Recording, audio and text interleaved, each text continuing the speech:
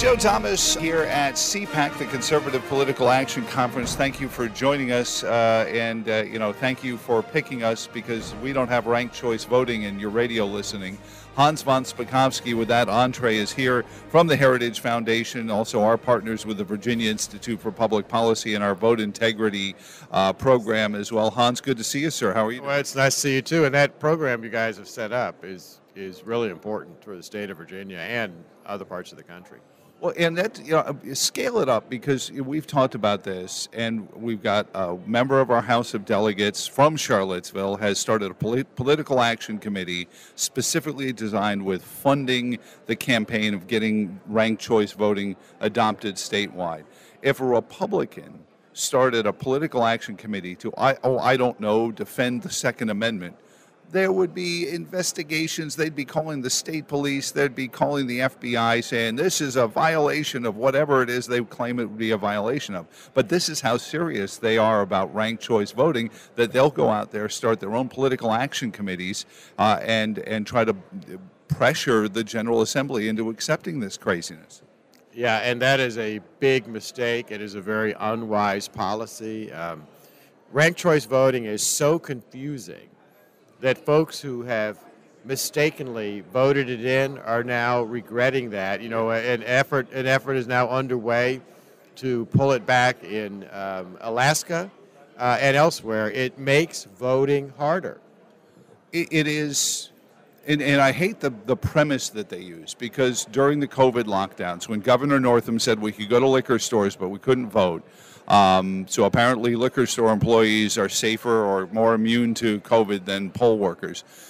So we couldn't vote, and we couldn't hold a convention. So the Republican Party said, well, we'll come up with a way that it will behave like a convention, because a convention, you whittle down the number of nominees if there's more than one.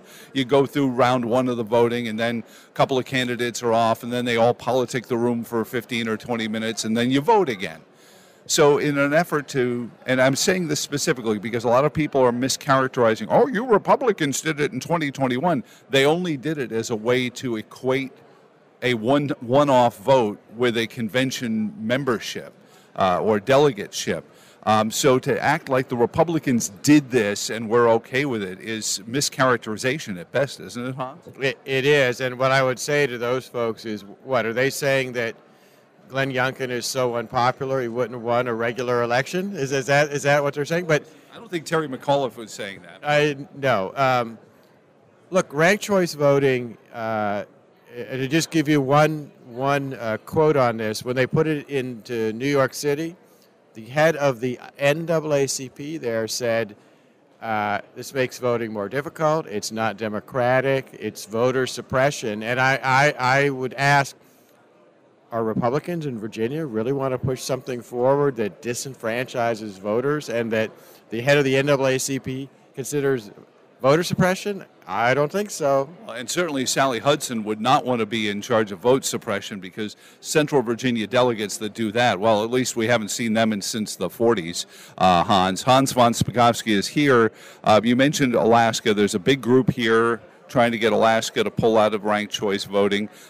Did they use it? Because I'm trying to follow the Chicago mayoral race there. I guess they do a runoff situation too. Did Lori Lightfoot succumb to ranked choice voting, or was it just everybody runs until we get two? Well, she didn't survive because she's a terrible mayor. Soon to be was. Right, and people didn't want her in their primary. So, look, without getting into this huge explanation, ranked choice voting, you don't vote for the candidate you most like. You've got to rank all the candidates in a race, and the whole problem is the vast majority of people, they don't want to rank all the candidates, particularly people that they would never vote for. And if you don't do that and there are multiple counts, your ballot gets thrown out. Just one quick example. New York City and their recent mayor's race last year, first time had ranked choice voting. There were 10 candidates in the race. It took 8 rounds of vote tabulation before they finally figured out who the winner was. And because so many people had not ranked all of the candidates, by the time they got to the 8th round, the ballots of 140,000 New Yorkers had been thrown out. and were not counted in that final tabulation that determined who the mayor was. You mean Democrats tossed out people's votes, valid votes? No, surely no, Hans. No, they I bet you next thing did. you're going to tell me they asked for ID to vote, too. No, that they didn't do. But it's look. The other thing about ranked choice voting is the only thing I've heard from folks about is saying, "Oh, well, it's cheaper. It makes elections cheaper."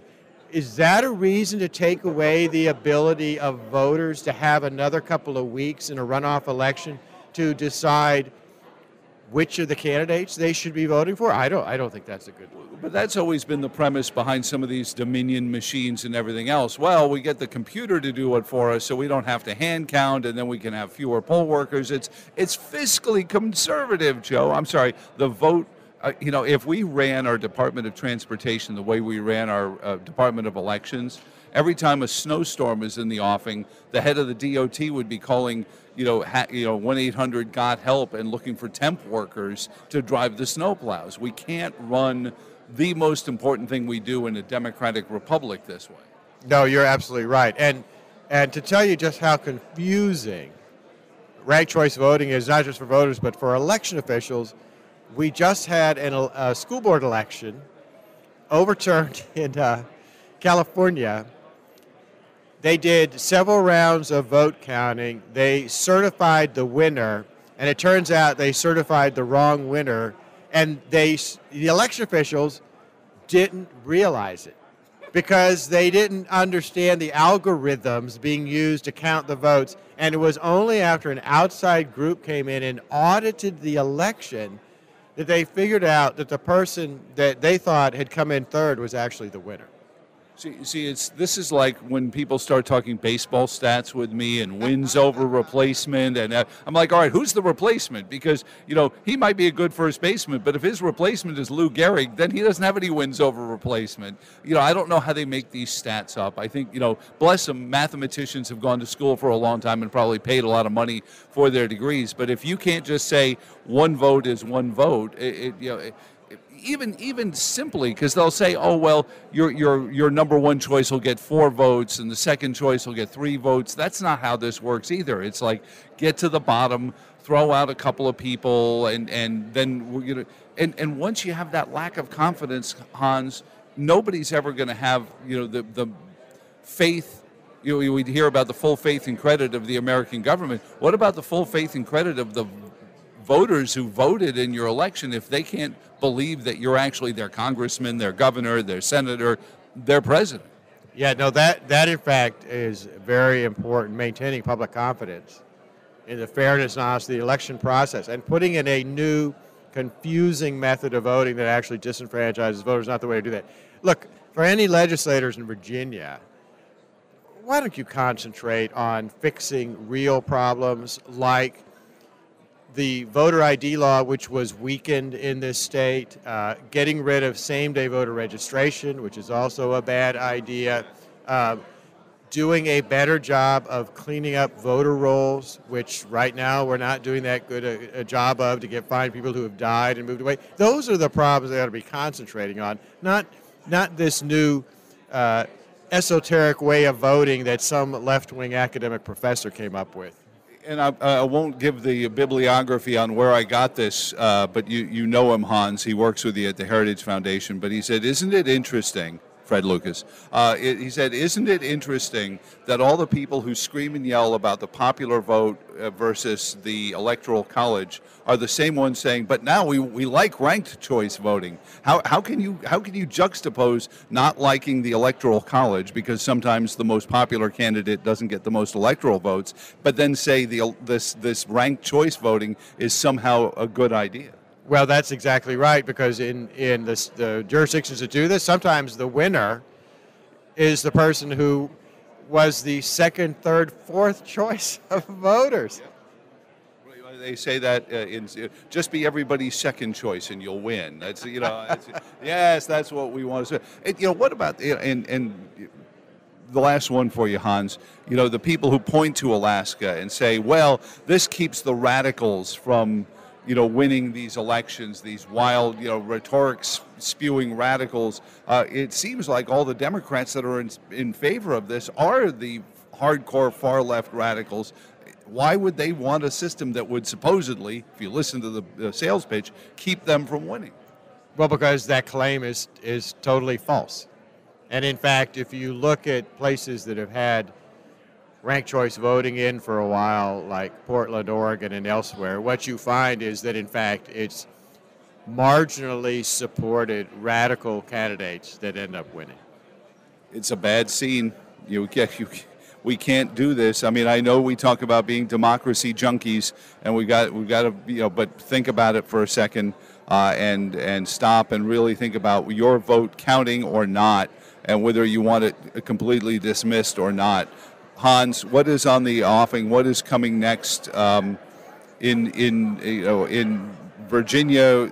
We've got this race. Are you hearing from enough of the House of Delegates and state Senate candidates about putting this genie back in the bottle? Because a lot of my listeners will say to me, Joe, but then the Republicans will get into a majority and say, well, we listen to this with ranked choice voting. There are people saying, oh, it'll help Republicans win in some of these places. Well, no, how about you work harder and win rather than come up with some shenanigan that'll help you win? If there's a new Republican majority in the General Assembly, put a bill on Glenn Youngkin's desk that ends this nonsense once and for all, in your thoughts? I hope so, and they should. That is what's happening in a number of other states. Utah, for example, very red state. They've had a pilot program, and legislators there right now are trying to kill it and not only end it, but prevent it from expanding. Hans von Spakovsky, heritage.org. Thank you so much, sir. I appreciate it. Congratulations on your son and his future bride. He didn't choose her through ranked choice voting, did he? No, he didn't, but they're both graduates of the University of Virginia in Charlottesville, and they've just told us that's where they're going to get married. I know a wedding DJ if you need one. Well, thanks a lot. Kevin, that plug is for you, by the way.